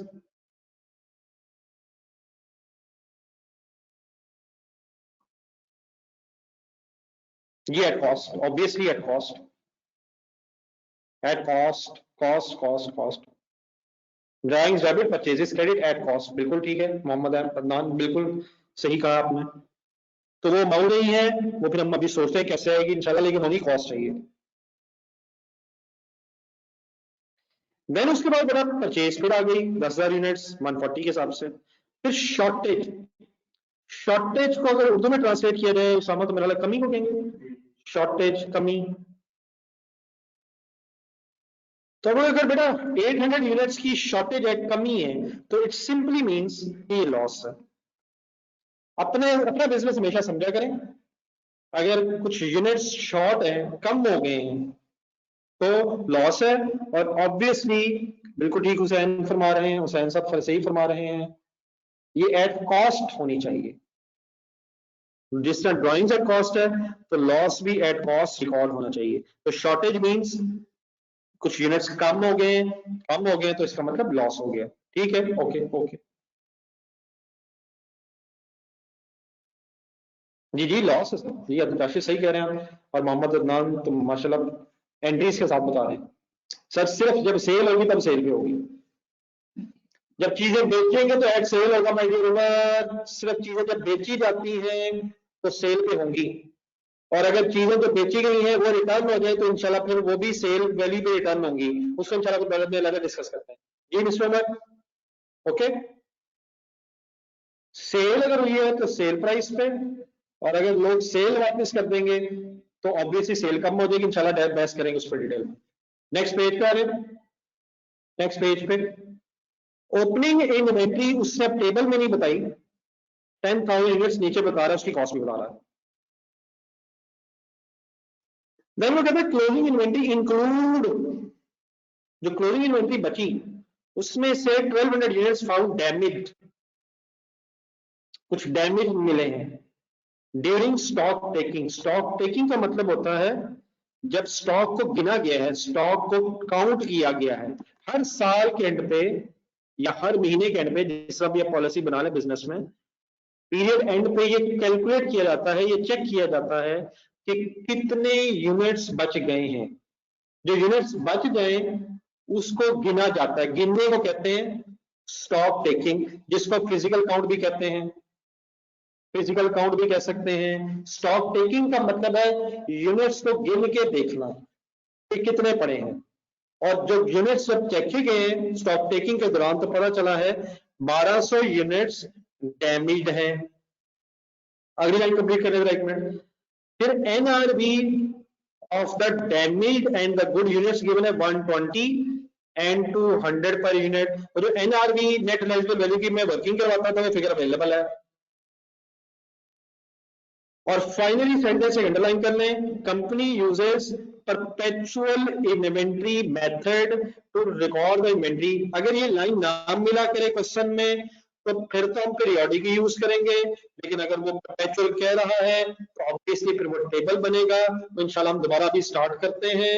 सबको यहां तक की बातें हजम हो रही हैं, समझ आ रही है माय डियर?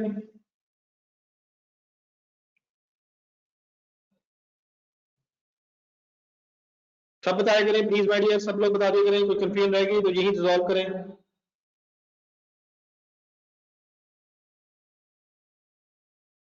अब मेरे पे 2 क्वेश्चन सुने, ठीक है? ओके, रुक जाए रुक जाए रुक जाए रुक जाए रुक जाए रुक जाए माय डियर, रुक जाए माय डियर, 1 मिनट रुक जाए। मेरे 2 क्वेश्चन सुने। सबसे पहले तो मुझे ये बड़ा बताएं, ये जो एंड में एक डैमेज यूनिट्स की बात हुई है, अगर आपके यूनिट्स डैमेज हो जाए, खराब हो जाए, टूट जाए, डैमेज हो जाए, तो क्या उनकी कॉस्ट प्राइस कम हो जाएगी या उनकी सेलिंग प्राइस में कोई कमी आएगी? अब्दुल्ला दोबारा सोचें, उसामा प्लीज दोबारा सोचें, एहसन प्लीज दोबारा सोचें, मोहम्मद प्लीज दोबारा सोचें माय डियर, राशिद दोबारा सोचें, मोहम्मद एहसन अनस दोबारा सोचें, शारिक दोबारा सोचें, हसान सॉरी, हुसैन, हमजा, जिनके मैं नाम बोल रहा हूं दोबारा सोचें। अब मेरी जो एक छोटी सी बात सुनो,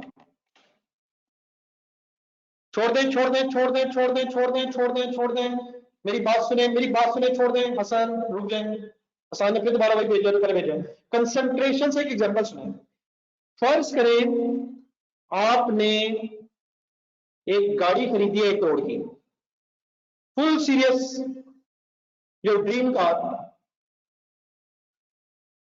आपने 1 करोड़ रुपए की गाड़ी खरीद ली है, विजुलाइज करें ना, इससे बड़ा कोई मजाक नहीं। 1 करोड़ की अगर आपने गाड़ी खरीदी है तो this 1 crore is your cost of car. अब विजुलाइज करें, आप उसके बीच में बैठ गए, विजुलाइज करें आपने गाड़ी स्टार्ट कर ली है, पैसे आपने पे कर दिए, गाड़ी आपकी हो गई है। अब आप इसे चला रहे हैं, चला के इसे घर ला रहे हैं, अचानक पता नहीं क्या हुआ, एक्सेलेटर पे जरा स्पीड पे जरा पांव जरा ज्यादा लग गया, खुदा न खास्ता ये गाड़ी किसी दीवार पे लगी, अल्हम्दुलिल्लाह आप बिल्कुल ठीक हैं,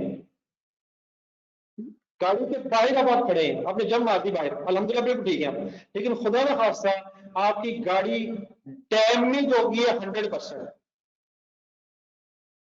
बताएं क्या आपकी कॉस्ट खत्म हो गई है? क्या आपकी कॉस्ट ₹1,00,000 से 0 हो गई है?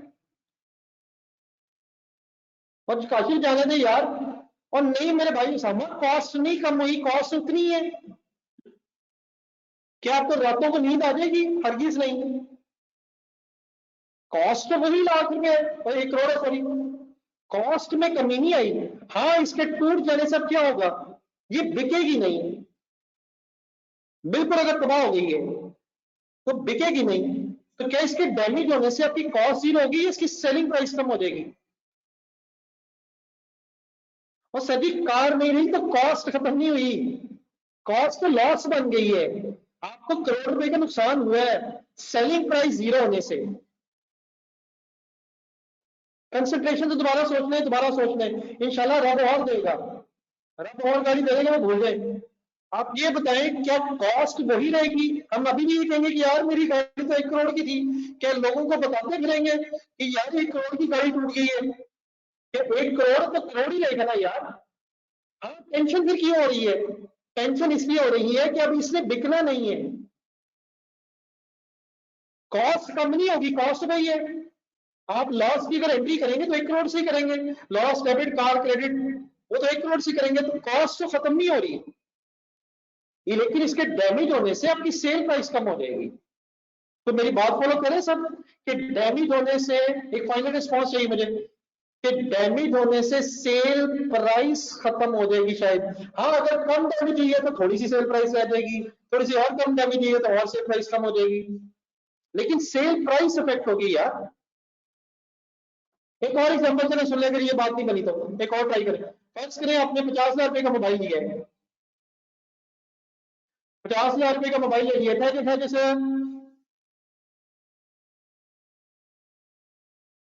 तो वही तो मैं कह रहा हूं, यही तो एहसान सलीम बात हो रही है, यही तो बेटा बात हो रही है। हमने सेल किया है तो सेल वैल्यू, क्या चीजें डैमेज होने से अब वो उस प्राइस पे नहीं बिकेंगी जिसमें वो बिक सकती थी? क्या बेटा अगर चीजें बिक डैमेज हो गई हैं तो क्या उस प्राइस पे अब नहीं बिक सकेंगी बेटा जिसपे बेच सकते थे आप? ये बेटा सॉरी, आपका नाम मुझसे सही नहीं पढ़ा जा रहा, आपने जो मुझसे क्वेश्चन अभी पूछा, लेकिन डैमेज स्टॉक सेल तो हुआ ही नहीं। ये जिन्होंने मेरे से सवाल पूछा, आपका नाम कहीं मैं गलत प्रोनाउंस ना कर दूं, सलीम को एंड में लिखा हुआ, तो मेरा क्वेश्चन का आंसर मैं आपका दे रहा हूं, मुझे जरा उसका रिस्पॉन्स देना, आपको बात समझ आ रही है नहीं?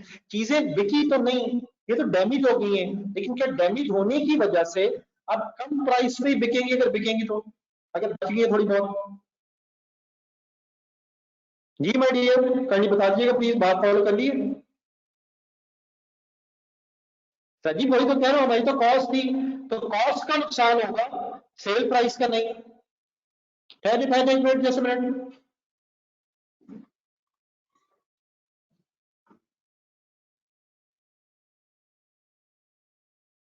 बेटा वही मार्केट प्राइस पे तो चीजें बिकती हैं यार उमर, उमर मार्केट में मार्केट प्राइस पे तो चीजें सेल होती हैं। तो आप जो बात करें मैं भी वही कह रहा हूँ, क्या सेल मार्केट में ही होती है एट मार्केट प्राइस? वही तो सेल प्राइस माइडियल होती है।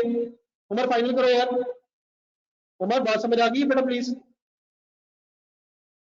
जी साहब एक मिनट ठहर जरा।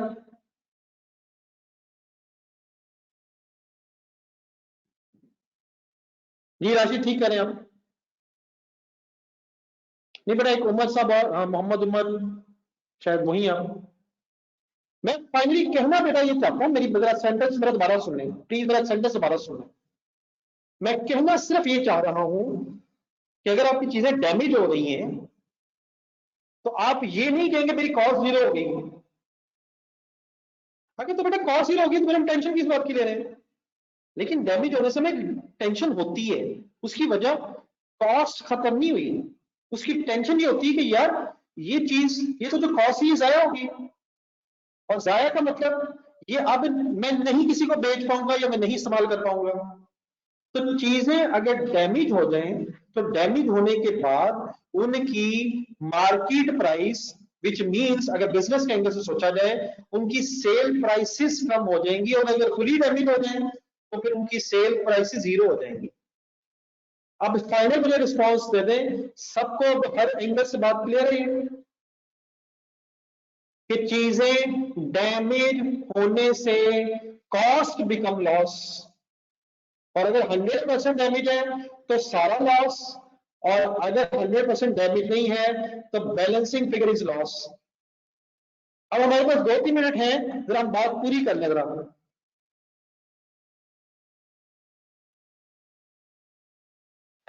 उमर ये आपकी बात तब बेटा ठीक होगी अगर आपने डैमेज गुड्स को दोबारा सही करवाना है।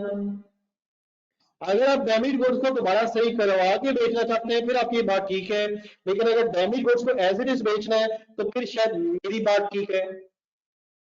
ठीक है उमर, मोहम्मद उमर। जी बेटा बहुत, बस 1 मिनट शायद। जी माय डियर, बात अब ये हो रही है, अगर 1 सेकंड बात मेरी फर्दर समझने के लिए, ये अगला सेंटेंस पढ़े जो सेकंड लाइन थी इसकी। And RV of the damage goods is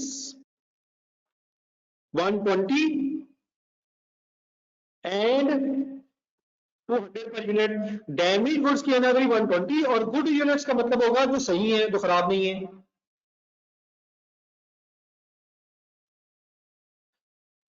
तो डैमेज यूनिट्स जो बिक रहे हैं फ्यूचर में वो 120 पे है और गुड यूनिट्स 200 पे है। क्या यहां से फर्दर को बात समझ आ रही है कि डैमेज यूनिट्स कम वैल्यू पे बिकेंगे? जी माय डियर साहब, बिल्कुल आप ठीक कह रहे हैं, जो हमारा लॉस होगा कॉस्ट पे रिकॉर्ड होगा, उसकी बात नहीं हो रही डियर, वो बात अपनी जगह है। क्या यहाँ से फर्दर मेरा मेरा भाई क्लियर हो रहा है कि 120 बेच के 120 का फ्यूचर में बिकेगा डैमेज वाला यूनिट और गुड यूनिट्स 200 में बिकेगा। It means we are expecting कि डैमेज यूनिट्स कम वैल्यू पे बिक रहे हैं। आखिरी चीज एक छोटी सी करके उठिएगा, कैलकुलेटर उठाए जरा। ये हमारे पास एक टेबल सा बना हुआ है और नीचे एक ओपनिंग क्वांटिटी दी हुई है। मुझे बस आप आज जाते जाते सिर्फ ये बता दें कि क्लोजिंग स्टॉक के यूनिट्स कितने हैं। सबसे पहले ओपनिंग स्टॉक नीचे एंड में दिया हुआ है नेक्स्ट पैराग्राफ में, नेक्स्ट पेज पे। तो 10,000 लिखिए कैलकुलेटर पे, साथ साथ मेरे सॉल्व कर रहा हूं। परचेज होंगे तो ऐड हो जाएंगे 15,000, 10,000, 10,000 plus 15,000 minus 18 plus 13 minus 1 minus 12 minus 2,000 plus 2,000 minus 800। Calculator पे जरा इज इक्वल टू दबाएं सारे। क्लोजिंग स्टॉक की क्वांटिटी बताएं कितनी बचे आई है स्टेटा के मुताबिक। प्लीज सब लोग बता दें बता दें बता दें। माय डियर फैजान कैलकुलेटर का डिसीजन ले, राशिद डिसीजन ले यार, कल अच्छा कैलकुलेटर होना चाहिए। मिस्टर उस्मान ना करें ना करें, 10,000 भी थे माय डियर। गलत है वर्किंग, गलत है, जमा तबलीग भी नहीं कर सकते तो ज्यादती है माय डियर मोइन। प्लीज उसी तरह टेंशन लें। सीधा कितना 1,12,000 यूनिट बना दिए, बिजनेस को होना बेटा सबके मैं नाम ले रहा हूँ।